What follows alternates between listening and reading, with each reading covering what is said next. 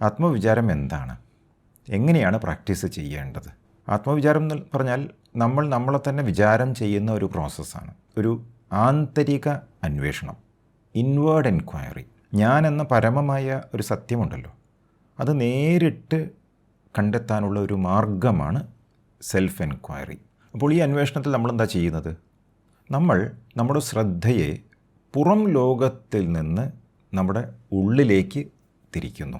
ഇതാണ് നമ്മൾ ഈ പ്രോസസ്സിൽ ചെയ്യുന്നത്. നമ്മുടെ യഥാർത്ഥ നേച്ചർ എന്താണ് എന്ന് നേരിട്ട് തിരിച്ചറിയാൻ ഇത് സഹായിക്കുകയാണ് ചെയ്യുന്നത്. അപ്പോൾ അഹങ്കാരത്തിൽ നിന്നും ആത്മസ്വരൂപത്തിലേക്കുള്ള യാത്രയാണ് ആത്മവിചാരം അഥവാ സെൽഫ് എൻക്വയറി. ഇതൊരു തത്വചിന്തയല്ല, ജീവിതത്തിൽ അനുഭവിച്ചറിയേണ്ട ഒരു പ്രായോഗിക മാർഗമാണ്. കാരണം നിങ്ങൾക്ക് നിങ്ങളെ അറിയില്ലെങ്കിൽ then you cannot conduct yourself wisely in every transaction. നമുക്ക് നമ്മളെ അറിയില്ല എങ്കിൽ നമുക്ക് മുമ്പോട്ട് എങ്ങനെ പോകണം, എവിടേക്ക് പോകണം, എന്ത് ചെയ്യണമെന്ന് ധാരണയുണ്ടാവില്ല. ഏറ്റവും ഇമ്പോർട്ടൻ്റ് ആയിട്ടുള്ള കാര്യമാണ് നമ്മൾ നമ്മളെ അറിയുക എന്നത്. നമുക്ക് നമ്മളെ അറിയണമെങ്കിൽ രമണ മഹർഷി പറയുന്നു, വി മസ്റ്റ് ഡു ആത്മവിചാര അല്ലെങ്കിൽ സെൽഫ് എൻക്വയറി. ഒരു സാധനയായിട്ട് എങ്ങനെയാണ് നമുക്ക് ആത്മവിചാരം ചെയ്യാൻ സാധിക്കുക? ഈ ചിത്രത്തിൽ ഒരു സ്ത്രീ ഇരുന്ന് ധ്യാനിക്കുന്നതാണ് കാണുന്നത് അല്ലേ? പെട്ടെന്ന് നമ്മുടെ മനസ്സിലേക്ക് ഒരു ചിന്ത വരും, ആത്മവിചാരം എന്ന് പറഞ്ഞാൽ ധ്യാനമാണ് എന്ന്. ആദ്യം തന്നെ രമണ മഹർഷി ഇത് ക്ലാരിഫൈ ചെയ്യുന്നുണ്ട് ടോക്സിൽ. അദ്ദേഹം പറയുകയാണ്, meditation requires an object to meditate upon, whereas there is only the subject without the object in vichara. ധ്യാനത്തിന് ധ്യാനിക്കാനൊരു വിഷയം ആവശ്യമാണ്, എന്നാൽ വിചാരത്തിൽ വസ്തുയില്ലാത്ത സബ്ജക്റ്റ് മാത്രമേ ഉള്ളൂ എന്ന് പറയുകയാണ്. ധ്യാനിക്കുന്നവൻ അല്ലെങ്കിൽ ധ്യാനിക്കുന്നവൾ മാത്രമേ ഉള്ളൂ എന്ന് മഹർഷി പറയുകയാണ്. Meditation differs from Vichara in this way. ധ്യാനം ഈ രീതിയിൽ വിചാരത്തിൽ നിന്നും വ്യത്യസ്തമാണ്. അപ്പോൾ ധ്യാനവും വിചാരവും രണ്ടും രണ്ടാണ് എന്ന് ഇവിടെ മഹർഷി അടിവരയിട്ട് പറയുകയാണ്. ധ്യാനവും ആത്മവിചാരവും രണ്ടും ആത്മീയ സാധനങ്ങളാണ് കേട്ടോ, പക്ഷെ രണ്ടും ഒന്നല്ല എന്നാണ് പറയുന്നത്. ധ്യാനത്തിൽ നമ്മളെന്താ ചെയ്യുന്നത്? ധ്യാനത്തിൽ സാധാരണയായി മനസ്സ് ഒരു വിഷയത്തിൽ കേന്ദ്രീകരിക്കുന്നു. ചിലപ്പോൾ അതൊരു മന്ത്രമായിരിക്കാം, അല്ലെങ്കിൽ മറ്റേതെങ്കിലും ഒരു വിഷയമായിരിക്കാം. പക്ഷേ ആത്മവിചാരത്തിൽ ശ്രദ്ധ ഒരു വിഷയത്തിലേക്കല്ല, പകരം എല്ലാ വിഷയങ്ങളെയും അറിയുന്ന ഒരു ഞാനുണ്ടല്ലോ, ആ ഞാൻ എന്ന അറിവിലേക്കാണ് ശ്രദ്ധ തിരിക്കുന്നത്. ഇതാണ് പ്രധാന വ്യത്യാസം ആത്മവിചാരവും ധ്യാനവും തമ്മിൽ. ധ്യാനത്തിൽ എന്താണ് ചോദ്യം? എന്തിൽ ശ്രദ്ധിക്കണം എന്നാണ് ചോദ്യം. ആത്മവിചാരത്തിൽ എന്താ ചോദ്യം? ആരാണ് ശ്രദ്ധിക്കുന്നത്? ഇതാണ് ധ്യാനത്തിലെ ചോദ്യം, എന്തിൽ ശ്രദ്ധിക്കണം. ആത്മവിചാരത്തിൽ ചോദ്യം, ആരാണ് ശ്രദ്ധിക്കുന്നത്. അപ്പോൾ അങ്ങനെ നോക്കുമ്പോൾ ആത്മവിചാരം ഒരു പുതിയ അനുഭവമല്ല, ഒരു പുതിയ അനുഭവം ഉണ്ടാക്കിയെടുക്കാനുള്ളൊരു പ്രോസസ്സുമല്ല. എല്ലാ അനുഭവങ്ങളുടെയും സാക്ഷിയെ തിരിച്ചറിയാനുള്ള ഒരു യാത്രയാണ് സെൽഫ് എൻക്വയറി. അപ്പോൾ ഒറ്റ വരിയിൽ പറഞ്ഞാൽ ധ്യാനത്തിൽ ശ്രദ്ധ എവിടേക്കാണ്? വിഷയങ്ങളിലേക്കാണ്. ആത്മവിചാരത്തിൽ ശ്രദ്ധ വിഷയത്തെ അറിയുന്ന ഞാൻ എന്ന അറിയുന്നവനിലേക്കാണ്. ഇതാണ് പ്രധാന വ്യത്യാസം. ഈ ചിത്രത്തിൽ കാണുന്നത് നോക്കൂ, ഇതൊരു ധ്യാനമാണ്. ഇവിടെ ശ്രദ്ധ ഒരു വിഷയത്തിലേക്കാണ്. ഇയാൾ ആൽച്ചുവട്ടിലിരുന്നിട്ട് ഒരു വിഗ്രഹത്തിലേക്ക് ശ്രദ്ധ കൊടുക്കുകയാണ്. വിഗ്രഹം വിശുദ്ധമാണ് കേട്ടോ. ദൈവധ്യാനം വളരെ നല്ലതുമാണ്. മനസ്സിനെ ഏകാഗ്രമാക്കും, മനസ്സിനെ ശുദ്ധീകരിക്കും, ഇതെല്ലാം ചെയ്യും. പക്ഷേ ശ്രീ രമണ മഹർഷി പറയുന്ന ആത്മവിചാരം ഇതിൽ നിന്നും വ്യത്യസ്തമാണ്. ആത്മവിചാരത്തിൽ ശ്രദ്ധ വിഗ്രഹത്തിലേക്കോ മറ്റേതെങ്കിലും ഇന്ദ്രിയ വിഷയങ്ങളിലേക്കോ നമ്മൾ കൊണ്ടെത്തിക്കുന്നില്ല. പകരം എന്താ ചെയ്യുന്നത്? ഈ വിഗ്രഹത്തെ കാണുന്നതാരാണ്? ശ്രദ്ധ തിരിയുന്നത് ധ്യാനിക്കുന്നവനിലേക്കാണ്. വിഗ്രഹം എന്ന് പറയുന്നത് എന്താണ്? വിഗ്രഹം എന്ന് പറയുന്നത് ഒരു ഒബ്ജക്റ്റാണ്, കാണപ്പെടുന്ന വസ്തുവാണ്. സീൻ എന്ന് പറയും, കാണപ്പെടുന്ന വസ്തു. പക്ഷേ ആത്മവിചാരം അന്വേഷിക്കുന്നത് കാണുന്നവനെയാണ്, അതായത് സീയർ. ഇതാണ് മെഡിറ്റേഷനും ആത്മവിചാരവും തമ്മിലുള്ള വ്യത്യാസം. വിഷയങ്ങൾ മാറിക്കൊണ്ടിരിക്കുമല്ലോ, മാറും. ഒബ്ജക്ട്സ് മാറിക്കൊണ്ടിരിക്കും. നമ്മുടെ ശ്രദ്ധ പല പല ഒബ്ജക്ട്സിലേക്ക് പോയിക്കൊണ്ടിരിക്കുകയാണ്. ഇതിങ്ങനെ മാറിക്കൊണ്ടിരിക്കും. പക്ഷേ ഈ അനവധി വിഷയങ്ങളെ അറിയുന്ന ഞാൻ മാറുന്നില്ല. അപ്പോൾ മാറാത്ത എന്താണോ ഉള്ളത്, ആ മാറാത്ത ഒന്നിലേക്കാണ് നമ്മുടെ ശ്രദ്ധ ആത്മവിചാരത്തിൽ തിരിയുന്നത്. ആത്മവിചാരം എന്ന് പറഞ്ഞാൽ ആ മാറാത്ത ഞാൻ എന്ന സാക്ഷിയെ കണ്ടെത്താനുള്ള അന്വേഷണം. അപ്പോൾ ധ്യാനം ശ്രദ്ധ കാണപ്പെടുന്ന വസ്തുവിൽ, ആത്മവിചാരം ശ്രദ്ധ കാണുന്നവനിൽ. ഇതാണ് രമണ മഹർഷി പറഞ്ഞത്, meditation requires an object to meditate upon എന്ന്. ധ്യാനത്തിൽ ധ്യാനിക്കാനൊരു വിഷയം ആവശ്യമാണ്, പക്ഷെ വിചാരത്തിൽ വസ്തു വേണ്ട, ധ്യാനിക്കുന്നവൻ മതി. അങ്ങനെയാണെന്നുണ്ടെങ്കിൽ ഈ ചിത്രം നോക്കൂ. ഇതിൽ ധ്യാനം പുറത്തുള്ളൊരു വിഷയത്തിലേക്കല്ലല്ലോ, മനസ്സിൽ സങ്കല്പിച്ച ഒരു രൂപത്തിലേക്കാണ്. ഹൃദയപത്മത്തിൽ അദ്ദേഹം ധ്യാനിക്കുകയാണ്, കണ്ണടച്ചിട്ടാണ് ധ്യാനിക്കുന്നത്. സ്വന്തം ഹൃദയത്തിൽ ശ്രദ്ധ കൊടുത്തുകൊണ്ടാണ്, അനാഹത ചക്രയിൽ ഫോക്കസ് ചെയ്തുകൊണ്ടാണ് ഇദ്ദേഹം ധ്യാനിക്കുന്നത്. അപ്പോൾ ആ ഒരു രൂപമുണ്ടല്ലോ ചക്ര, അതെവിടെയാണ്? ആ രൂപം ഉള്ളിലാണ്. എങ്കിലും ഇതും ആത്മവിചാരമല്ല. അപ്പോൾ മനസ്സിൽ ഉയർന്നു വരുന്ന ഏത് രൂപമായിക്കോട്ടെ, ദൈവരൂപമായിക്കോട്ടെ, പ്രകാശമായിക്കോട്ടെ, താമരയായിക്കോട്ടെ, ഒരു ചക്രയായിക്കോട്ടെ, അല്ലെങ്കിൽ എനി ഫോം ഓഫ് എനർജി, ഏത് ദൃശ്യമായാലും ശരി, ഇതൊന്നുമല്ല ആത്മവിചാരത്തിൻ്റെ ലക്ഷ്യം. പറയുമ്പോൾ നിങ്ങൾക്ക് മനസ്സിലാകും എത്രത്തോളം സട്ടിലാണ് ഈ പ്രോസസ്സ് എന്ന്. The most subtle process. മറ്റെല്ലാ ധ്യാനങ്ങളും എളുപ്പമാണെങ്കിൽ ഇത് വളരെ സട്ടിലായത് കാരണം നല്ല ശ്രദ്ധ വേണം. ചിത്തശുദ്ധി വന്നാൽ മാത്രമേ നമുക്ക് കൃത്യമായ ലക്ഷ്യസ്ഥാനത്തെത്താൻ കഴിയുകയുള്ളൂ. എന്തുകൊണ്ടാണ് മനസ്സിലുള്ള വിഷയങ്ങൾ നമ്മൾ ശ്രദ്ധിക്കുമ്പോൾ അത് ആത്മവിചാരമല്ല എന്ന് പറയാൻ കാരണം മനസ്സും കാണുന്ന ഒരു വസ്തുവാണ്. ഈ മനസ്സിനെ കാണുന്ന ഒരു ഞാൻ എൻ്റെ ഉള്ളിലുണ്ട്. അപ്പോൾ മനസ്സിലുള്ള ഈ രൂപത്തെ അറിയുന്നത് ആരാണ്? ഈ ചിന്തയെ ശ്രദ്ധിക്കുന്നത് ആരാണ് എന്ന അന്വേഷണമാണ് ആത്മവിചാരം. മനസ്സിൽ ദൃശ്യങ്ങൾ വരികയും പോവുകയും ചെയ്തുകൊണ്ടിരിക്കും അല്ലേ? പക്ഷേ ഈ മനസ്സിലുള്ള ചിന്തകളെയും ഭാവനകളെയും അറിയുന്ന ആ ഒരു ഞാനുണ്ടല്ലോ, അത് സ്ഥിരമായി നിലനിൽക്കുന്നതാണ്. അതുകൊണ്ടാണ് ആത്മവിചാരത്തിൽ ശ്രദ്ധ മനസ്സിലെ ദൃശ്യങ്ങളിലേക്കല്ല എന്ന് പറയുന്നത്, അവയെ അറിയുന്ന സാക്ഷിയിലേക്കാണ്. അപ്പോൾ പുറത്തുള്ള വിഷയങ്ങളിൽ ധ്യാനിച്ചാലും മനസ്സിലുള്ള വിഷയങ്ങളിൽ ധ്യാനിച്ചാലും രണ്ടും ധ്യാനം തന്നെ, രണ്ടും ആത്മവിചാരമല്ല. അപ്പോൾ ധ്യാനിക്കാനൊരു വിഷയം വേണമെന്ന് മഹർഷി പറഞ്ഞതിൻ്റെ അർത്ഥം, ഒന്നുകിൽ പഞ്ചേന്ദ്രിയങ്ങൾ മുഖാന്തരം അറിയുന്ന ഒരു വസ്തു, അതല്ലെങ്കിൽ നമ്മൾ മനസ്സുകൊണ്ട് തന്നെ അറിയുന്ന ഒരു വിഷയം. എല്ലാം ധ്യാനമാണ്, പക്ഷേ ആത്മവിചാരമല്ല. അപ്പോൾ ഇതുവരെ നമ്മൾ കേട്ട കാര്യം നോക്കുകയാണെന്നുണ്ടെങ്കിൽ രണ്ട് കാര്യങ്ങളാണ് സംസാരിച്ചത്. Mental object and physical object, രണ്ട് തരം വിഷയങ്ങൾ. ഇന്ദ്രിയങ്ങൾ അറിയുന്ന വിഷയങ്ങൾ, മനസ്സ് അറിയുന്ന വിഷയങ്ങൾ. ആത്മവിചാരം എന്ന് പറഞ്ഞാൽ ഈ രണ്ട് വിഷയങ്ങളെയും അന്വേഷിക്കുന്ന രീതിയല്ല, കാണപ്പെടുന്നതാണ്. ഫിസിക്കൽ ഒബ്ജക്റ്റ് കാണപ്പെടുന്നതാണ്, മനസ്സിലുള്ള വിഷയങ്ങൾ കാണപ്പെടുന്ന വിഷയങ്ങളാണ്. രണ്ടും ഒബ്ജക്ട്സാണ്. അപ്പോൾ പുറം ലോകത്തായാലും മനസ്സിലായാലും രണ്ടും വിഷയങ്ങൾ തന്നെ. അതുകൊണ്ട് വിഷയാധിഷ്ഠിത ധ്യാനവും ആത്മവിചാരവും രണ്ടും വ്യത്യാസമുണ്ട്. ഞാനൊരു രൂപം കാണുന്നു, ഞാനൊരു ശബ്ദം കേൾക്കുന്നു, ഞാനൊരു ചിന്ത അറിയുന്നു, ഞാനൊരു വികാരം അനുഭവിക്കുന്നു. ഈ പറഞ്ഞതൊക്കെ എന്താ? എല്ലാം വിഷയങ്ങളാണ്. കാഴ്ച വിഷയമാണ്, ശബ്ദം വിഷയമാണ്, ചിന്ത വിഷയമാണ്, വികാരം വിഷയമാണ്, എല്ലാം വിഷയങ്ങളാണ്. ധ്യാനിക്കാൻ ഏതെങ്കിലും ഒരു വിഷയം ആവശ്യമാണ്. പക്ഷേ വിചാരത്തിൽ എന്താണ്? വസ്തുയില്ലാതെ സബ്ജക്റ്റിൽ നമുക്ക് ധ്യാനിക്കാൻ കഴിയും. അപ്പോൾ പെട്ടെന്ന് നമ്മുടെ മനസ്സിലേക്കൊരു ചോദ്യം വരും, what about meditation on one's own body? ചില ധ്യാന രീതികൾ അങ്ങനെയാണ്. ശ്രദ്ധ നമ്മളെവിടേക്കാണ് കൊണ്ടുപോവുക? ശരീരത്തിലേക്ക് കൊണ്ടുപോവുക. ശരീരം എന്തായി മാറുന്നു? ഇവിടെ അറിയപ്പെടുന്ന വസ്തുവായി മാറുന്നു. ശരീരത്തിൽ ധ്യാനിക്കുന്നത് വളരെ നല്ലതാട്ടോ. ശരീരത്തിൻ്റെ ഏതെങ്കിലും ഒരു പോയിന്റിൽ ഫോക്കസ് ചെയ്തുകൊണ്ട് നമ്മൾ ധ്യാനിക്കുമ്പോൾ തീർച്ചയായും മനസ്സ് ശാന്തമാകും. പക്ഷേ ശ്രീ രമണ മഹർഷി പറയുന്ന ആത്മവിചാരം അതല്ല. കാരണം ശരീരവും അറിയപ്പെടുന്ന ഒരു വിഷയവസ്തുവാണ്, ഒബ്ജക്റ്റാണ്.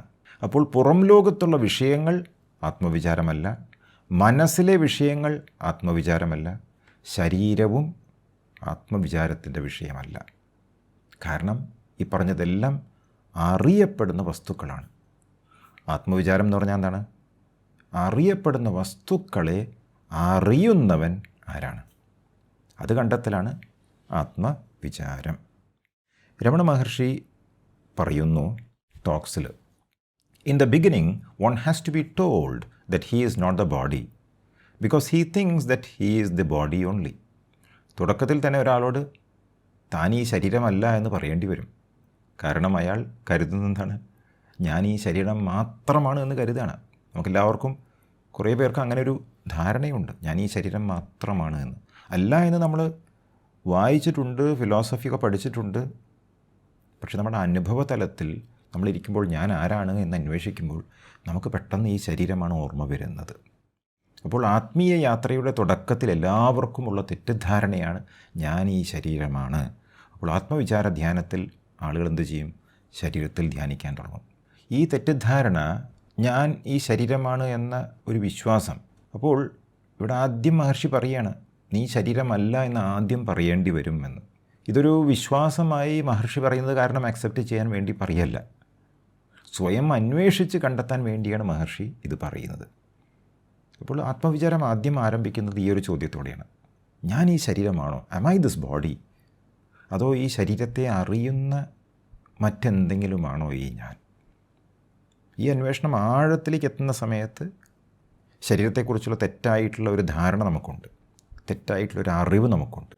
അത് സ്ലോലി അകലാൻ തുടങ്ങും. റെഗുലറായിട്ടുള്ള പ്രാക്ടീസിലൂടെ നമുക്ക് കൃത്യമായ വ്യക്തതയുണ്ടാകും ഞാൻ ഈ ശരീരം അല്ല എന്ന്. അപ്പോൾ ആ ആത്മവിചാരത്തിൻ്റെ ആദ്യത്തെ പടി എന്താണ്? ഞാൻ ഈ ശരീരമാണ് എന്ന തെറ്റായ ധാരണയെ ചോദ്യം ചെയ്യുക, അതിനെ മാറ്റി നിർത്തുക.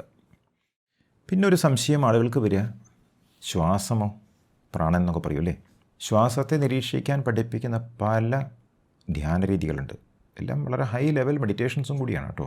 പക്ഷേ ശ്വാസത്തിൽ ശ്രദ്ധ കേന്ദ്രീകരിക്കുക എന്ന് പറഞ്ഞാൽ തീർച്ചയായും മനസ്സ് പെട്ടെന്ന് ശാന്തമാകും. പക്ഷേ രമണ മഹർഷി പറയുന്ന ആത്മവിചാരം അതുമല്ല, ശ്വാസധ്യാനമല്ല. കാരണം ശ്വാസവും അറിയപ്പെടുന്നൊരു വിഷയമാണ്. That is also an object. ശ്വാസം വരുന്നത് നമുക്കറിയാൻ സാധിക്കുന്നു, ശ്വാസം പോകുന്നത് നമുക്കറിയാൻ സാധിക്കുന്നു, അല്ലേ? അതുകൊണ്ട് ആത്മവിചാരം ശ്വാസത്തെ നിരീക്ഷിക്കലല്ല, ഈ ശ്വാസത്തെ അറിയുന്നതാരാണ് എന്ന അന്വേഷണമാണ് ആത്മവിചാരം. നോക്കൂ, എന്ത് തൊട്ടാലും നമുക്കത് പറ്റാത്ത ഒരവസ്ഥയാണ്. എവിടെയാണ് ധ്യാനിക്കേണ്ടത് എന്നുള്ളൊരു ആശയക്കുഴപ്പം വല്ലാതെ വരും മുന്നോട്ട് പോകുമ്പോൾ. എന്തുകൊണ്ടാണ് നമ്മൾ ശ്വാസമല്ല എന്ന് പറയാൻ കാരണം? ശ്വാസം മാറിക്കൊണ്ടിരിക്കുന്നു. ഇൻഹലേഷൻ എക്സലേഷനായിട്ട് മാറുന്നു, ശ്വാസഗതി മാറുന്നു. നമുക്ക് പലതരം വികാരങ്ങൾ വരുമ്പോൾ ശ്വാസഗതി മാറുന്നു, അല്ലേ? പക്ഷേ ശ്വാസത്തെ അറിയുന്നവൻ അല്ലെങ്കിൽ അറിയുന്നവൾ മാറുന്നതേയില്ല. അപ്പോൾ ശ്വാസത്തിൽ ശ്രദ്ധ കേന്ദ്രീകരിക്കുന്നത് ധ്യാനമാണ്, വിചാരമല്ല. ശ്വാസത്തെ അറിയുന്ന ഞാൻ ആരാണ് എന്ന് അന്വേഷിക്കുന്നത് മാത്രമാണ് ആത്മവിചാരം. ശരീരമെന്ന് പറയുമ്പോൾ ശ്വാസവും ഇൻക്ലൂഡഡ് ആണ് എന്ന് രമണ മഹർഷി വ്യക്തമായി പറയുന്നുണ്ട്. ഉള്ളതു 40. The body is A form composed of 5 sheets. ശരീരം 5 ഉറകൾ ചേർന്ന ഒരു രൂപമാണ് എന്ന് പറയാണ്. 5 ഉറകൾ കൊണ്ട് നിർമ്മിതമാണ് എന്ന് പറയാണ്. Therefore all 5 are included in the term body. അതുകൊണ്ട് ശരീരം എന്ന പദത്തിൽ 5ഉം ഉൾപ്പെട്ടിട്ടുണ്ട്. എന്താണ് ഈ 5 ഉറകൾ? 5 ഉറകൾക്ക് കോശങ്ങൾ എന്ന് പറയും. ഫിസിക്കൽ ബോഡി, അന്നമയ കോശം. നമ്മൾ സാധാരണഗതിയിൽ ബോഡി എന്ന് പറയുമ്പോൾ ഫിസിക്കൽ ബോഡിയാണ് ഉദ്ദേശിക്കുന്നത്. രമണ മഹർഷി ബോഡി എന്ന് പറയുമ്പോൾ 5 ബോഡീസും ഉദ്ദേശിക്കുന്നുണ്ട്. രണ്ടാമത്തത് ശ്വാസമാണ്, പ്രാണമയ കോശ എന്ന് പറയും. മൂന്നാമത്തത് മനസ്സാണ്, മനോമയ കോശ. നാലാമത്തത് ബുദ്ധിയാണ്, ഇൻ്റലക്റ്റ്. അതിന് വിജ്ഞാനമയ കോശ എന്ന് പറയും. അഞ്ചാമത്തത് കാരണശരീരം അല്ലെങ്കിൽ കോസൽ ബോഡി എന്ന് പറയും, ആനന്ദമയ കോശ. അപ്പോൾ ഈ 5 ഉറകൾ, 5 ഷീറ്റ്സ്, അന്നമയം, പ്രാണമയം, മനോമയം, വിജ്ഞാനമയം, ആനന്ദമയം. ഈ 5 കോശങ്ങളാണ് നമ്മൾ തെറ്റിദ്ധരിക്കുകയാണ്. ഈ 5ഉമല്ല നമ്മൾ വിചാരത്തിൽ ധ്യാനിക്കേണ്ടത്. പിന്നെന്താണ് ആത്മവിചാരം? രമണ മഹർഷി പലപ്പോഴും പറയുന്നത് ഒന്നും ചെയ്യാതിരിക്കലാണ് സെൽഫ് എൻക്വയറി എന്ന്. ചുമ്മാ ഇരുന്ന് പറയാം. ചുമ്മാ ഇരുന്ന് വെറുതെ ഇരിക്കാൻ, ഡൂയിങ് നത്തിങ് എൽസ്. എന്താ അങ്ങനെ പറയാൻ കാരണം? നമ്മൾ എന്ത് ചെയ്താലും അതെന്തായി മാറും? അതൊരു ആക്ടിവിറ്റിയായി മാറും. അപ്പോൾ വിചാരം ചെയ്യുമ്പോൾ കാര്യമായി ഒന്നും ചെയ്യാതെ വെറുതെ ഇരിക്കുന്നതാണ് ആത്മസാക്ഷാത്കാരത്തിലേക്ക് എത്താനുള്ള വഴി. വെറുതെ ഇരിക്കാൻ അങ്ങനെ പറ്റില്ല നമുക്ക്. വെറുതെ ഇരിക്കുമ്പോൾ മനസ്സിലേക്ക് പലതും കടന്നു വരും. അപ്പോൾ വെറുതെ ഇരിക്കുക എന്ന് പറഞ്ഞാൽ ചിന്തിച്ചുകൊണ്ടിരിക്കാനല്ല. ചിന്ത വന്നു കഴിഞ്ഞാൽ വെറുതെ ഇരിക്കലല്ല. വെറുതെ ഇരിക്കുക എന്ന് പറഞ്ഞാൽ വെറുതെ ഇരിക്കുക. ബൈബിളിൽ മാർത്തയും മറിയവും താമസിക്കുന്ന കൊച്ചു വീട്ടിലേക്ക് യേശു വരുന്നൊരു സന്ദർഭം വിവരിക്കുന്നുണ്ട്. യേശു ജെറുസലത്തിലേക്കുള്ള യാത്രയിലാണ്. ബെഥാനി എന്ന ഒരു ഗ്രാമത്തിലൂടെയായിരുന്നു യേശു കടന്നുപോയത്. വേറെ നാളായി കാത്തിരിക്കുന്ന 2 പേരുണ്ട് അവിടെ, മാർത്തയും മറിയവും. അപ്പോൾ അതിഥി എത്തിയ സന്തോഷത്തിൽ യേശുവിനെ വളരെ സ്നേഹത്തോടെ 2 പേരും സ്വീകരിക്കുകയാണ്. യേശുവിന് നല്ല ആഹാരമൊക്കെ കൊടുക്കണമല്ലോ എന്ന് വിചാരിച്ച് മാർത്ത വല്ലാത്ത തിരക്കിലാണ്. പണികൾ തീർക്കാനുള്ള നെട്ടോട്ടമാണ്, ഓടി നടക്കുകയാണ്. എന്നാൽ മറിയം അതൊന്നും ആലോചിക്കാതെ യേശുവിൻ്റെ കാൽക്കൽ വന്നിരുന്ന് അദ്ദേഹം പറയുന്ന കാര്യങ്ങൾ വളരെ താല്പര്യത്തോടെ, വളരെ ശ്രദ്ധയോടെ കേട്ടുകൊണ്ടിരിക്കുന്നു.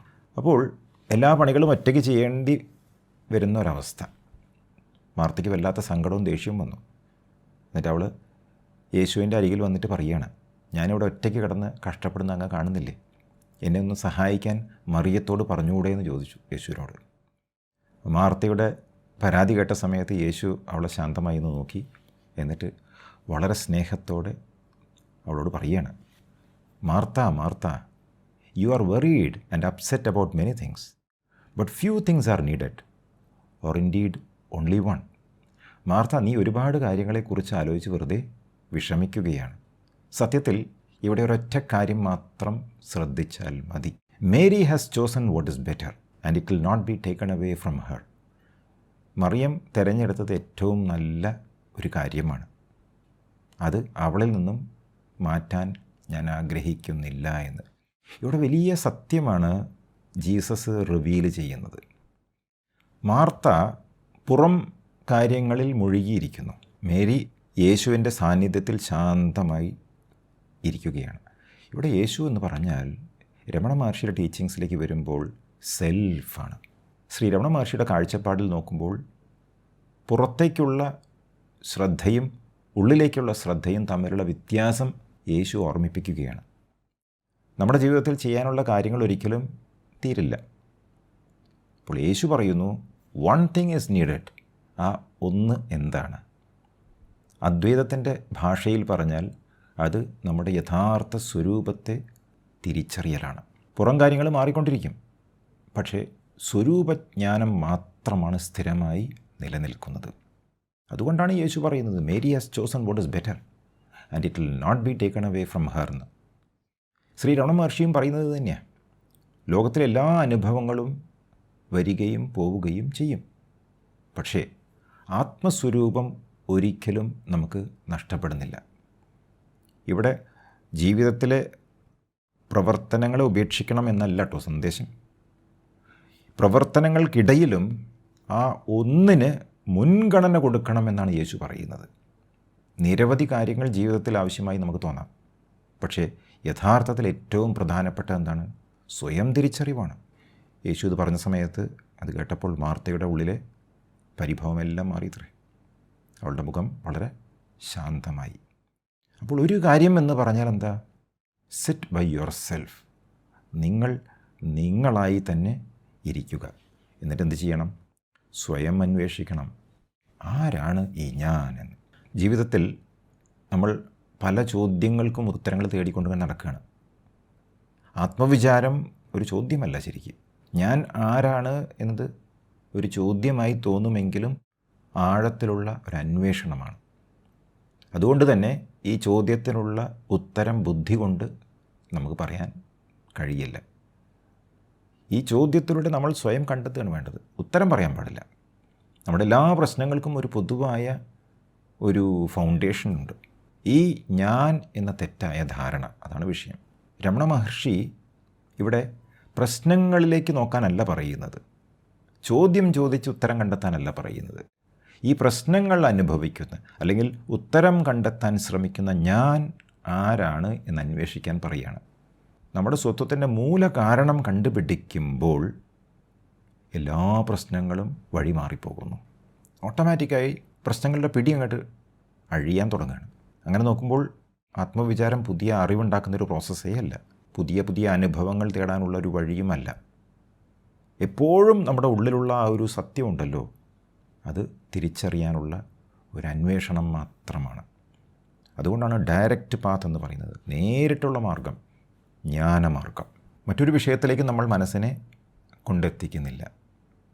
ഞാൻ എന്ന ബോധത്തിൽ മാത്രം മനസ്സിനെ ഉറപ്പിച്ചു വയ്ക്കുന്നു. ഇതാണ് ഡയറക്റ്റ് പാത്ത്. അപ്പോൾ ആത്മവിചാര എന്ന് പറഞ്ഞാൽ ഫിസിക്കലായ ആക്ടിവിറ്റി അല്ല, മെൻ്റലായ ആക്ടിവിറ്റി അല്ല, വിഷ്വലൈസേഷൻ അല്ല, ഒന്നുമല്ല. ഞാൻ എന്ന സ്വത്വം കണ്ടെത്താനുള്ള ഒരു യാത്ര, അതാണ് ആത്മവിചാരം. ഞാൻ ആത്മാവാണ് എന്ന് പോലും പറയുന്നില്ല, അത് പറഞ്ഞാൽ അതും ഉത്തരമായി മാറി. അഹം ബ്രഹ്മാസ്മി എന്ന് പറയുന്നുണ്ട് ഉപനിഷത്തിൽ. പക്ഷേ ഇവിടെ ആത്മവിചാരത്തിലേക്ക് വരുമ്പോൾ ഞാൻ ബ്രഹ്മമാണ് എന്ന് പറഞ്ഞാൽ അതും ഒരു ഉത്തരമാണ്, അതും മനസ്സിൻ്റെ തലത്തിലാണ് നമ്മൾ പറയുന്നത്. കഥാപനിഷത്തിൽ പറയുന്നു, the purusha of the size of a thumb, the internal atman is always seated in the heart of men എന്ന്. ഒരു തള്ളവിരലിൻ്റെ വലുപ്പമുള്ള പുരുഷ എന്ന് പറഞ്ഞാൽ ആത്മൻ, ആന്തരികമായ ആത്മാവ്, ഇൻറ്റേർണൽ ആത്മൻ എപ്പോഴും മനുഷ്യരുടെ ഹൃദയത്തിലാണ് സ്ഥിതി ചെയ്യുന്നത് എന്ന്. നചികേതയും യമനും തമ്മിലുള്ളൊരു ഡിസ്കഷനാണല്ലോ. അപ്പോൾ ഈ ഒരു ഡിസ്കഷനിൽ യമൻ സത്യം പറഞ്ഞു കൊടുക്കുകയാണല്ലോ നചികേതയ്ക്ക്. ചെറിയ ബാലാണ് നചികേത, സത്യം അറിയാൻ വേണ്ടി വന്നിരിക്കുകയാണ്. അപ്പോൾ അവനോട് പറയുകയാണ്, നമ്മുടെ ഹൃദയത്തിലാണ് ശരിക്കും ആ ആത്മാവ് കുടികൊള്ളുന്നത് എന്ന്. എന്നിട്ട് പറയുന്നു, one should unerringly separate him from one's body like a stalk from the munja grass. സ്വന്തം ശരീരത്തിൽ നിന്ന് ആത്മാവിനെ കൃത്യമായി വേർതിരിച്ചറിയണം. ഇവിടെ സെപ്പറേറ്റ് ഹിം എന്ന് പറഞ്ഞാൽ വേർതിരിച്ചറിയുക അല്ലെങ്കിൽ ഡിസ്ക്രിമിനേറ്റീവ് എൻക്വയറി എന്നാണ് അർത്ഥം. വേദാന്തത്തിൽ വിവേകം എന്ന് പറയും. വിവേകം എന്ന് പറഞ്ഞാൽ ശാശ്വതമായ, പെർമനൻ്റായ യഥാർത്ഥ സത്യം ഏത് എന്ന് തിരിച്ചറിഞ്ഞ് അതിലേക്ക് ശ്രദ്ധ കൊണ്ടുപോകുന്ന പ്രക്രിയയാണ്. അതാണ് സെപ്പറേറ്റ് ഹിം എന്ന് പറഞ്ഞത്. അവിടെ എച്ച് ക്യാപിറ്റലാണ്, സെൽഫാണ് ഉദ്ദേശിച്ചത്. ഓക്കെ, എങ്ങനെയാണ് ഉദാഹരണം പറഞ്ഞത്? മുഞ്ചാഗ്രാസിൽ നിന്ന്, ആ പുല്ലിൽ നിന്ന് തണ്ട് വേർപ്പെടുത്തുന്നത് പോലെ. മുഞ്ച എന്ന് പറഞ്ഞിട്ടുണ്ടെങ്കിൽ ഒരു ദർഭ പോലത്തെ ഒരു പുല്ലാണ്. ഇപ്പോൾ വളരെ ക്ലോസ് ആയിട്ട് വേണം അതെടുത്ത് മാറ്റാൻ. എന്ന പോലെ തന്നെ വളരെ ക്ലോസായി നമ്മൾ നമ്മുടെ ഉള്ളിലേക്ക് ശ്രദ്ധ കൊണ്ടുപോയി യഥാർത്ഥ ഞാൻ എന്താണ് എന്ന് മനസ്സിലാക്കി ശ്രദ്ധയെ അവിടെ ഉറപ്പിച്ച് വയ്ക്കണം. ബാക്കിയെല്ലാം സെപ്പറേറ്റ് ചെയ്യണം. ശരീരം മാറ്റണം, മനസ്സ് മാറ്റണം, പ്രാണൻ മാറ്റണം, ബുദ്ധി മാറ്റണം, കോസൽ ബോഡിയായ കാരണശരീരവും മാറ്റണം, ആനന്ദമയ കോശവും മാറ്റണം. എന്നിട്ടാണ് നമ്മളിത് ചെയ്യേണ്ടത്. Him one should know as pure and immortal എന്ന് പറയുന്നു.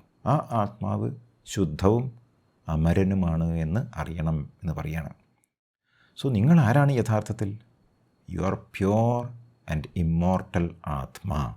ജഡവസ്തുക്കളിൽ നിന്നും ആത്മാവിനെ, പ്യുവർ ആൻഡ് ഇമ്മോർട്ടൽ എന്ന് പറയുമ്പോൾ അതൊരു വസ്തുവല്ല, ജഡവസ്തുവല്ല, ചേതന എന്ന് പറയും. ചേതന എന്ന് പറഞ്ഞിട്ടുണ്ടെങ്കിൽ കോൺഷ്യസായ. അപ്പം നിങ്ങളിൽ കോൺഷ്യസായ ഞാനെന്ന ഒരു എലിമെൻറ്റുണ്ട്, സെൻഷ്യൻ്റായ ഒരു എലിമെൻറ്റുണ്ട്. കൂടാതെ ജഡമായ, ഇൻസെൻഷ്യൻ്റായ, കോൺഷ്യസ് അല്ലാത്ത, ഇനർട്ടായ പലതുമുണ്ട്.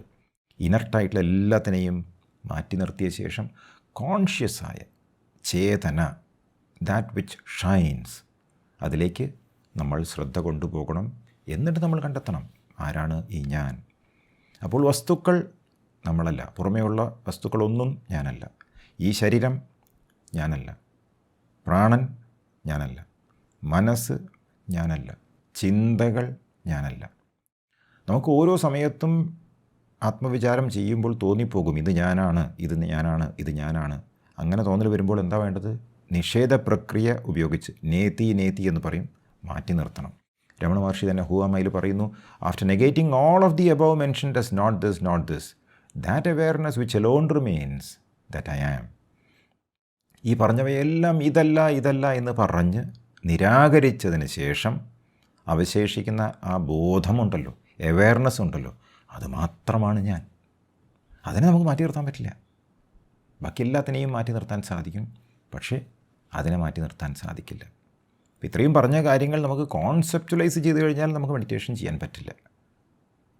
ഇതൊരു പോയിൻ്റർ മാത്രമാണ്, ഇൻഡിക്കേഷനാണ്. കൃത്യമായ പ്രാക്ടീസിലൂടെ, നിരന്തരമായ ഡെയിലി പ്രാക്ടീസിലൂടെ നമുക്ക് നമ്മുടെ യഥാർത്ഥ ആത്മാവ് എന്ത് എന്ന് തിരിച്ചറിയാൻ സാധിക്കും. അപ്പോൾ അങ്ങനെ നോക്കുമ്പോൾ ഇതുവരെ പറഞ്ഞ കാര്യങ്ങൾ, ഇതുവരെ കാണിച്ച സ്ലൈഡുകൾ എന്താണ്? ഒരു പോയിൻ്റർ മാത്രമാണ്. ധ്യാനത്തിൽ ഇതൊന്നും ഉപകരിക്കില്ല. ധ്യാനത്തിൽ നമ്മൾ നോക്കേണ്ടത് നമ്മുടെ ഉള്ളിലേക്ക് തന്നെയാണ്. ഒരിക്കൽ ഒരു യുവ സന്യാസി തൻ്റെ സെൻ ഗുരുവിനെ കണ്ടിട്ട് ചോദിക്കുകയായിരുന്നു, ഗുരു, എനിക്ക് ഈ ജ്ഞാനോദയം അല്ലെങ്കിൽ സെൽഫ് റിയലൈസേഷൻ എന്ന് പറഞ്ഞാൽ എന്താണ് എന്ന് മനസ്സിലാക്കാൻ താല്പര്യമുണ്ട്. എങ്ങനെയാണ് എനിക്ക് റിയലൈസ്ഡ് ആകാൻ കഴിയുക എന്ന് ചോദിച്ചു. അപ്പോൾ കൈ ഉയർത്തി ആകാശത്തേക്ക് വിരൽ ചൂണ്ടുക ചെയ്തത്. അവിടെ തിളങ്ങി നിൽക്കുന്ന പൂർണ്ണ ചന്ദ്രനെ കാണിച്ചു കൊടുത്തു. പക്ഷേ പാവം ശിഷ്യൻ യുവസന്യാസിയാണല്ലോ, ചന്ദ്രനെ നോക്കുന്നതിന് പകരം ഗുരുവിൻ്റെ ചൂണ്ടുവിരലിലേക്ക് തന്നെ ആശയക്കുഴപ്പത്തോടെ അങ്ങനെ നോക്കിയിരിക്കുക. ഗുരു അപ്പം ചിരിച്ചു. എന്നിട്ട് വളരെ സ്നേഹത്തോടെ പറയാനുണ്ടായത്, വിരൽ ഒരു പോയിൻ്റർ മാത്രമാണ്, ഒരടയാളം മാത്രമാണ്. വിരൽ ചന്ദ്രനല്ല. നീ നോക്കേണ്ടത് ചന്ദ്രനിലേക്കാണ് എന്ന് പറഞ്ഞു. പിന്നെ രണ്ടുപേരും ആ വലിയ സത്യം മൗനമായി അനുഭവപ്പെടുകയാണ്. നമ്മൾ വായിക്കുന്ന ശാസ്ത്രഗ്രന്ഥങ്ങൾ പോയിൻറ്റേഴ്സാണ്. നമ്മുടെ മനസ്സിലെ ചിന്തകൾ പോയിൻറ്റേഴ്സാണ്. ഇന്ന് ഈ സെഷനിൽ പറഞ്ഞ പല പല ആശയങ്ങൾ പോയിൻറ്റേഴ്സാണ്. പല ധ്യാന രീതികൾ നമ്മൾ പുലർത്താറുണ്ട്, എല്ലാം പോയിൻറ്റേഴ്സാണ്. എല്ലാം ചൂണ്ട് വിരലുകൾ പോലെ ലക്ഷ്യത്തിലേക്കുള്ള വഴി കാണിച്ചു തരുന്നു എന്ന് മാത്രം. സത്യത്തിൽ ആ വിരലുകൾ കാണിച്ചു തരുന്ന ആത്മാവുണ്ടല്ലോ, സെൽഫ്, അതാണ് യഥാർത്ഥ ചന്ദ്രൻ. നമ്മളാരും വിരലിൽ തൂങ്ങിക്കിടക്കരുത്, കുടുങ്ങിപ്പോകരുത്. വിരൽ ചൂണ്ടുന്ന ആ ചൈതന്യത്തിലേക്ക് ഉണരുകയാണ് വേണ്ടത്. എത്ര കാലം ചെയ്യണം നമ്മൾ ഈ സെൽഫ് എൻക്വയറി എന്ന പ്രോസസ്സ്? അതും മഹർഷി വ്യക്തമായി പറയുന്നു, as long as there are impressions of objects in the mind, so long the inquiry who am I is needed. മനസ്സിൽ വസ്തുക്കളുടെ ഇംപ്രഷൻസ്, അതായത് മുദ്രകൾ ഉള്ളിടത്തോളം കാലം ഞാൻ ആരാണ് എന്ന അന്വേഷണം ആവശ്യമാണ്. ധ്യാനിക്കാനിരിക്കുമ്പോൾ മനസ്സിൽ ഇംപ്രഷൻസ് ഉണ്ടെങ്കിൽ ആശയക്കുഴപ്പമുണ്ടാവും, നമുക്കവിടെ എത്താൻ സാധിക്കില്ല. അപ്പോൾ വീണ്ടും നമ്മൾ ശ്രവണം, മനനം ചെയ്ത ശേഷം നിധിധ്യാസനത്തിലേക്ക് വരണം. റെഗുലറായി നമ്മൾ ഈ പ്രാക്ടീസിലൂടെ പോയി കഴിഞ്ഞാൽ മാത്രമേ ആത്മാവിനെ കണ്ടെത്താൻ കഴിയുകയുള്ളൂ. തുടക്കത്തിൽ പറഞ്ഞു, വളരെ സട്ടിലായിട്ടുള്ള പ്രോസസ്സാണ്. ബാക്കി എല്ലാ മെഡിറ്റേഷൻസും ഒരുവിധം നമുക്ക് ചെയ്യാൻ സാധിക്കും. വിചാരം ചെയ്യുക എന്ന് പറഞ്ഞാൽ അതൊരു ചെയ്യലല്ല, അത് വെറുതെ ഇരിക്കല. വെറുതെ ഇരിക്കുമ്പോഴും ഞാനായി നിലകൊള്ളുകയാണ് ചെയ്യുന്നത്. അതിന് ചിത്തശുദ്ധി വളരെ ആവശ്യമാണ്. ചിത്തശുദ്ധി വരാത്തവർ മറ്റ് പല മാർഗങ്ങൾ പരിശീലിക്കണം. പല മാർഗങ്ങൾ എന്ന് പറയുമ്പോൾ ഭക്തിമാർഗം, അതുപോലെ തന്നെ യോഗ, ധ്യാനം തന്നെ, അതുപോലെ തന്നെ കർമ്മം, ഇങ്ങനെ എല്ലാ പ്രാക്ടീസിലൂടെയും പോയ ശേഷം ചിത്തശുദ്ധി വരുത്തണം. ചിത്തശുദ്ധി വരുന്ന സമയത്ത് എന്ത് വേണം? വീണ്ടും വിചാരം ചെയ്യണം. വിചാരം ചെയ്യുമ്പോൾ മാത്രമാണ് വാസനകൾ നശിക്കുക. വാസനാക്ഷയം വരാതെ റിയലൈസേഷൻ സാധ്യമല്ല എന്ന് വ്യക്തമായി രമണ മഹർഷി പറയുന്നുണ്ട്. അപ്പോൾ നമുക്ക് വിചാരം ചെയ്യാം. Please close your eyes. ഇന്ന് ഈ സെഷനിൽ കേട്ട പ്രകാരം അല്പനേരം നമ്മൾ വിചാരം ചെയ്യാൻ ഒരുങ്ങുകയാണ്. ഇപ്പോൾ നിങ്ങളുടെ ശ്വാസം സ്വാഭാവികമായി നടക്കട്ടെ. Very naturally.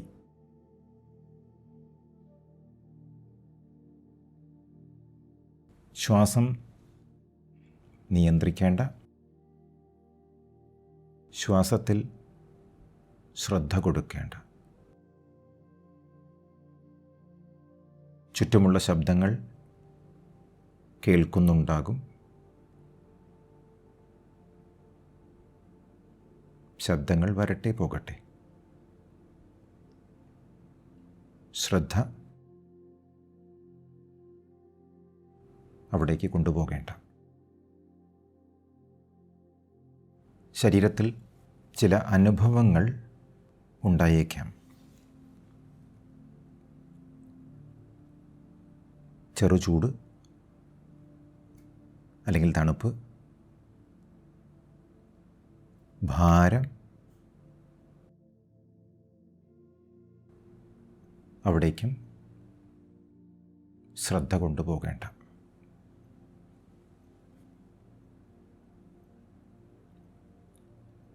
മനസ്സിലേക്ക് നോക്കിയാൽ പല ചിന്തകളും വരുന്നുണ്ടാകും. ചില ഓർമ്മകൾ, ചില ചിത്രങ്ങൾ, നിറങ്ങൾ, രൂപങ്ങൾ, വികാരങ്ങൾ.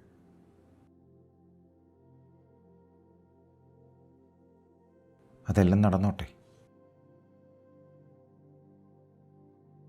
അവിടേക്കും ശ്രദ്ധ കൊണ്ടുപോകേണ്ട കാര്യമില്ല.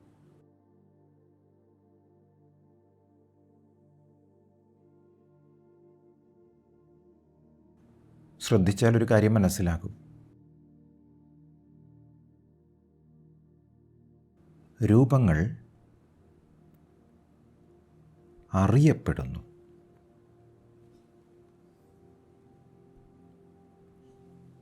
ശബ്ദങ്ങൾ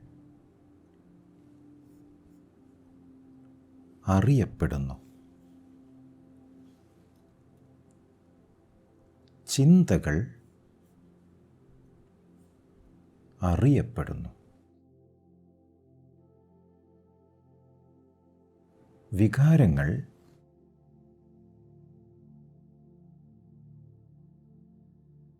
അറിയപ്പെടുന്നു.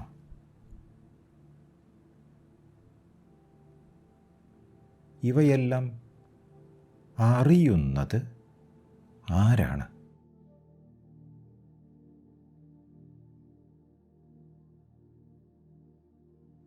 ഉത്തരം പറയാൻ ശ്രമിക്കേണ്ട.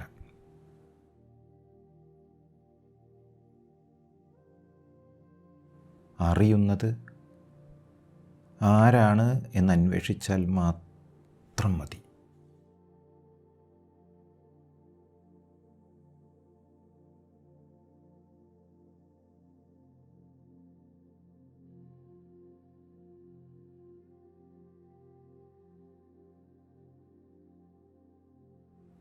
വീണ്ടും ഒരു ചിന്ത ഉയർന്നാൽ ഈ ചിന്ത അറിയുന്നതാരാണ്?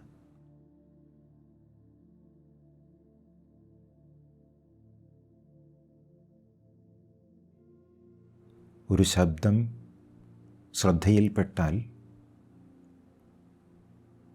ഈ ശബ്ദം അറിയുന്നതാരാണ്?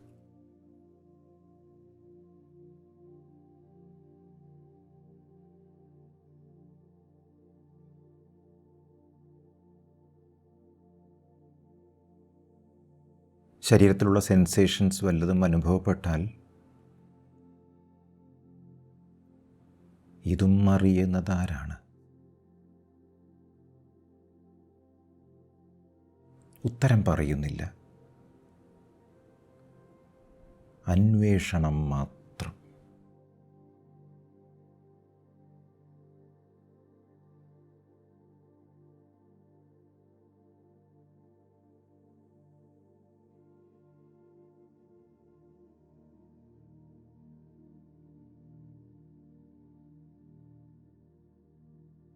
ഇപ്പോൾ ശ്രദ്ധയെ പുറത്തേക്കല്ല, അകത്തേക്കുമല്ല,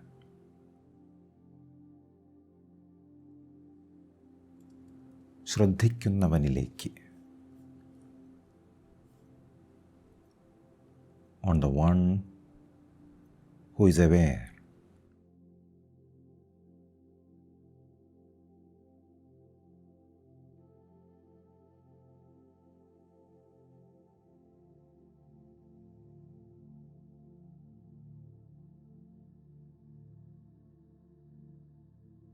അറിയപ്പെടുന്നതിൽ നിന്ന് അറിയുന്നവനിലേക്ക്.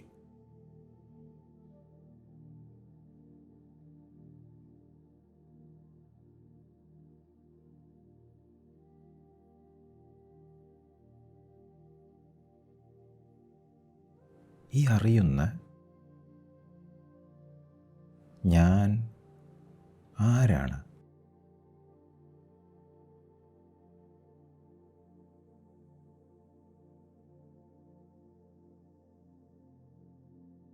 ഉത്തരം പറയരുത്. ഒരു വാക്കിൻ്റെയും സഹായം ആവശ്യമില്ല.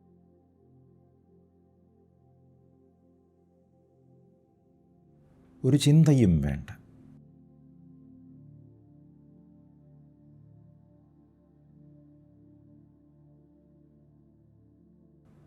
ഞാൻ ആരാണ് എന്ന ചോദ്യം മാത്രം.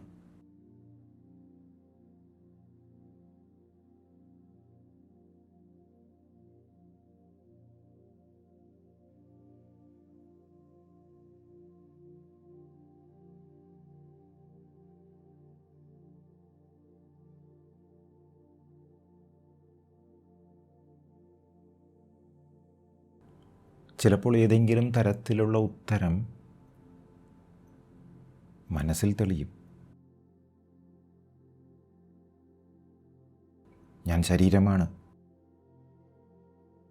അല്ലെങ്കിൽ ഞാൻ ശരീരമല്ല. ഞാൻ മനസ്സാണ്, അല്ല. ഞാൻ ആത്മാവാണ്. ഒന്നും സ്വീകരിക്കേണ്ട. കാരണം എല്ലാം ചിന്തകളാണ്.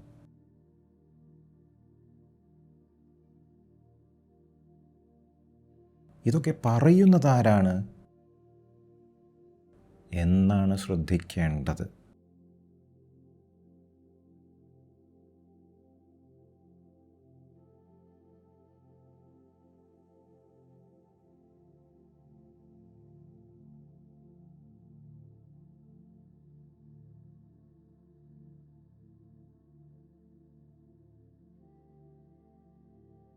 ഞാൻ എന്ന തോന്നലിലേക്ക് മാത്രം ശ്രദ്ധിക്കുക.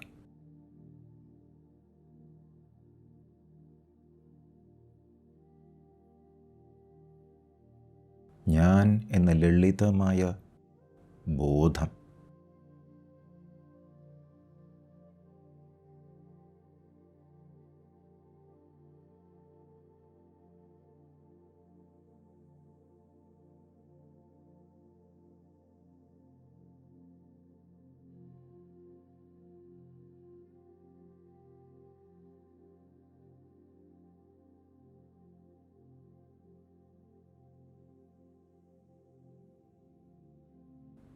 ചിന്ത വന്നാൽ ഈ ചിന്ത ആർക്കാണ് വന്നത്? എനിക്ക് എന്നുത്തരം വരും.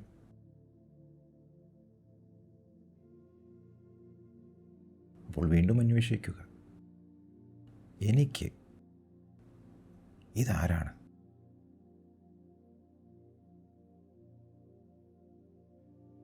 ശ്രദ്ധ അതിൽ നിൽക്കട്ടെ.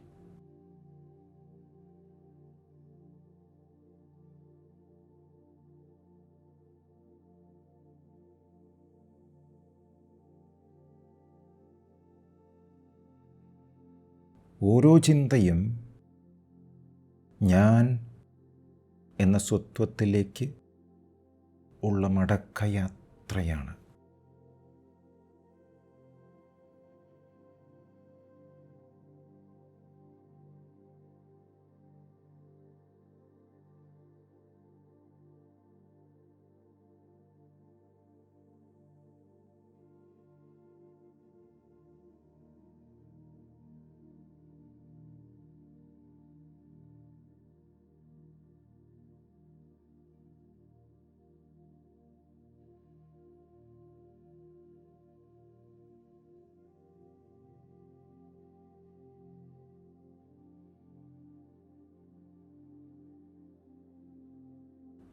യേശു പറഞ്ഞതുപോലെ ഒരുപാട് കാര്യങ്ങളെക്കുറിച്ച് ആലോചിച്ച് വിഷമിക്കുന്നതിന് പകരം ഒരൊറ്റ കാര്യം മാത്രം ശ്രദ്ധിക്കുക.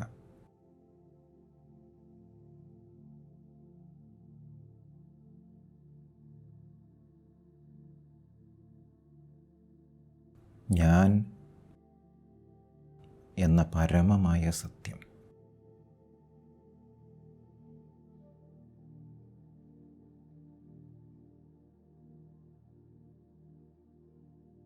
നമ്മുടെ ഹൃദയത്തിൽ സ്ഥിതി ചെയ്യുന്ന ആത്മാവ്.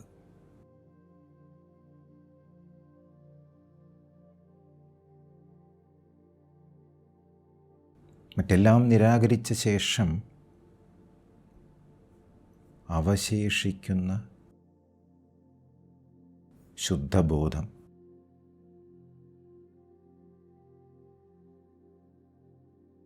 അതിൻ്റെ ആഴങ്ങളിലേക്ക് സഞ്ചരിക്കുമ്പോൾ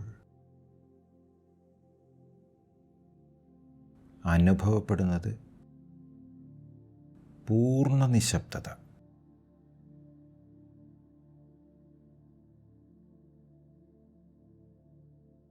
ഇത് പുതുതായി ഉണ്ടായതല്ല, എപ്പോഴും ഉണ്ടായിരുന്നതാണ്.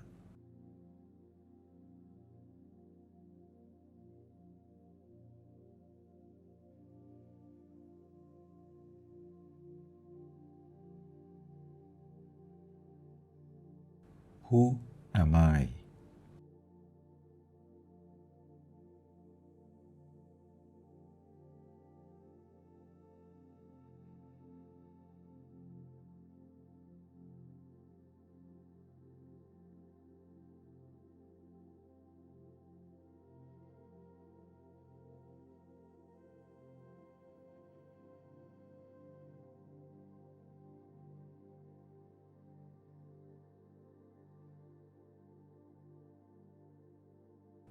ഞാൻ ആരാണ്?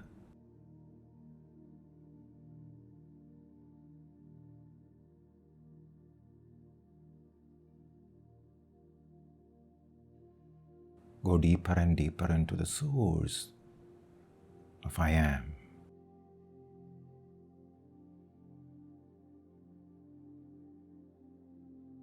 ഞാൻ എന്ന സ്വത്വത്തിൻ്റെ ഉറവിടത്തിലേക്ക്, സോഴ്സിലേക്ക്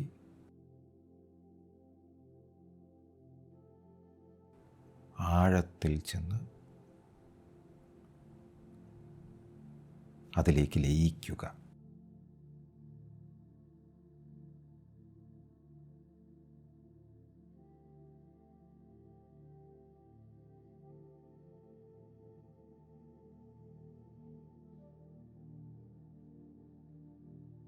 പതുക്കെ സമയമാകുമ്പോൾ കണ്ണുകൾ തുറക്കാം.